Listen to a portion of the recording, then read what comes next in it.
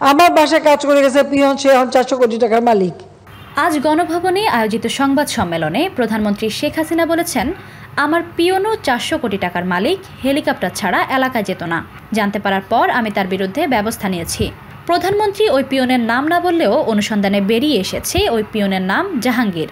দীর্ঘদিন ধরে আওয়ামী লীগ সভাপতি প্রধানমন্ত্রী শেখ হাসিনার ব্যক্তিগত কর্মচারী হিসেবে কাজ করেছেন।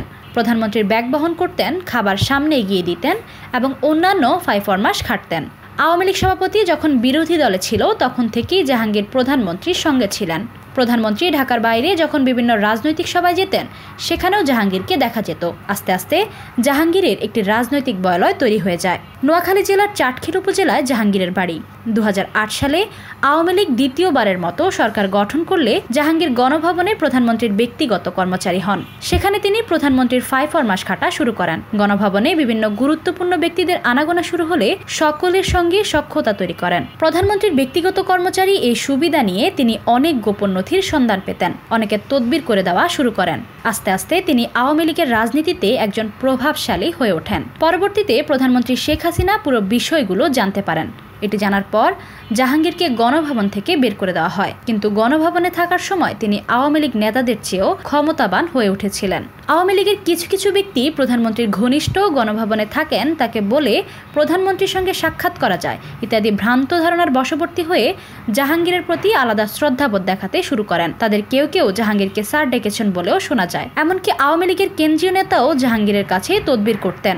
এই জাহাঙ্গীর গণভবনে থেকে বিভিন্ন ঊর্ধ্বতন সরকারি কর্মকর্তাকে প্রধানমন্ত্রীর নাম ভাঙিয়ে বিভিন্ন তদবির করতেন। এভাবে আস্তে আস্তে বিত্তশালী হয়ে ওঠেন এই কাজের লোক। পরবর্তীতে অবশ্য গণভবন থেকে বেরিয়ে যাওয়ার পর এখন তাকে রাজনীতিতে দেখা যায় না। গণভবন থেকে বহিষ্কৃত হওয়ার পরও জাহাঙ্গীর তার অবৈধ কর্মকাণ্ড চালিয়ে যান। এর প্রেক্ষিতে গত বছরের 6 ডিসেম্বর জাহাঙ্গীরের ব্যাপারে প্রধানমন্ত্রীর কার্যালয়ের পক্ষ থেকে একটি বিজ্ঞপ্তি প্রকাশ করা হয়। সেই বিজ্ঞপ্তিতে বলা হয়, প্রধানমন্ত্রীর বিশেষ সহকারী পরিচয় ব্যবহার করে বিভিন্ন অবৈধ কর্মকাণ্ড চালিয়ে যাচ্ছেন জাহাঙ্গীর। তার বিরুদ্ধে ব্যবস্থা নেওয়া হচ্ছে এবং এ ব্যাপারে সবাইকে সতর্ক থাকার জন্য আহ্বান জানানো হয়। আজ প্রধানমন্ত্রী সংবাদ সম্মেলনে বক্তব্যের পর দুর্নীতি দমন কমিশনের সঙ্গে যোগাযোগ করা হলে দুদকের একজন ঊর্ধ্বতন কর্মকর্তা বলেছেন যে বিষয়টি সম্পর্কে তারা অবহিত এবং জাহাঙ্গীরের ব্যাপারে ইতোমধ্যে তদন্ত শুরু করেছে। খুব শিগগির তার সম্পদ জব্দের প্রক্রিয়া শুরু হবে।